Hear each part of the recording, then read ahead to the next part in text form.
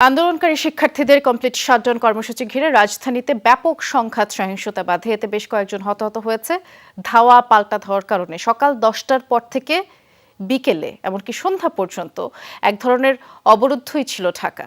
শিক্ষার্থীদের অবস্থান আর পুলিশি অ্যাকশনে আতঙ্ক ছড়িয়ে পড়ে চারপাশে। খামেরা তো দাগ হয় কিভাবে? এই যে ভাবি, দাগও যাবে রাগও যাবে। নিন চাকা সুপার হোয়াইট। কোটা সংস্কারের দাবিতে উত্তপ্ত ঢাকার রাজপথ। কমপ্লিট শাটডাউন সফল করতে বেলা 11টা থেকেই উত্তরার আজমপুর রাজলক্ষ্মী হাউস বিল্ডিং এলাকার প্রধান সড়কে অবস্থান নেয় আন্দোলনকারীরা। শুরুতে টিয়ার শেল আর সাউন্ড গ্রেনেড নিক্ষেপ করে পরিস্থিতি নিয়ন্ত্রণে আনার চেষ্টা করে পুলিশ। সংঘাত আরও বাড়তে থাকে যখন ঘটে এই ঘটনা।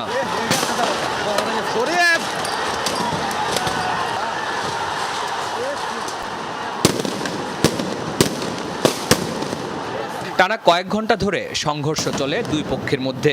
আন্দোলনকারীরা ইট পাটকেল নিক্ষেপ করে, বিপরীতে পুলিশ ছোড়ে টিয়ার শেল, রাবার বুলেট সঙ্গে সাউন্ড গ্রেনেড।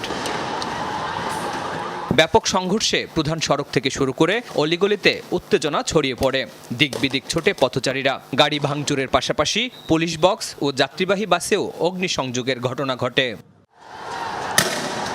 মহাখালীতেও পুলিশের সঙ্গে ব্যাপক সংঘাত সহিংসতা হয়েছে আন্দোলনকারীদের সঙ্গে। এ সময় রেললাইন অবরোধ করে সারা দেশের সঙ্গে ট্রেন যোগাযোগ বন্ধ করে দেয়া হয়। টানা কয়েক ঘন্টা ধরে ধাওয়া পাল্টা ধাওয়া হয়, কখনো পুলিশ আবার কখনো আন্দোলনকারীদের পিছু হটতে দেখা যায়। বিকেলের দিকে মহাখালীতে সরকারি ভবন ও যানবাহনে অগ্নিসংযোগের ঘটনা ঘটে।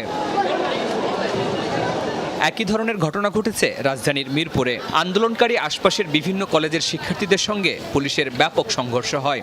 এ সময় ক্ষুব্ধ শিক্ষার্থীরা মিরপুর 10 নম্বর গোলচত্বরের পুলিশ বক্সে আগুন দেয়। বৃহস্পতিবার দুপুরের দিকে মিরপুরের আকাশ জুড়ে ধোঁয়ার কুণ্ডলী, নিচে রীতিমতো রণক্ষেত্র। গোলচত্বরের নিচে বাসে দেয়া আগুনের ধোঁয়া উঠে মেট্রো রেলে। পরে 4টি স্টেশন বন্ধ করে দেয় কর্তৃপক্ষ। প্রগতি সারণী এলাকাতেও সড়ক অবরোধ করেছে বেসরকারি বিশ্ববিদ্যালয়ের শিক্ষার্থীরা। সড়কে অবস্থান নিয়ে কোটা বিরোধী স্লোগান দিতে থাকে তারা। 56% কোটার বিপক্ষে যে ছাত্রদের অবস্থান, এটা কোনো সময় সরকার বিরোধী ছিল না। সরকারের পক্ষ থেকে আমাদের শুধু একটা দাবি ছিল, আমাদের ভাই বোনের উপর কেন অত্যাচার করা হচ্ছে? ন্যায্য দাবি আমাদের চাই। তাদের সঙ্গে যোগ দেয় আরও কয়েকটি কলেজের ছাত্রছাত্রীরা। কোটা সংস্কারের দাবিকে শতভাগ যৌক্তিক মন্তব্য করে যত দ্রুত সম্ভব দাবি পূরণের আহ্বান জানান তারা। শরীফুল ইসলাম খান, যমুনা নিউজ, ঢাকা।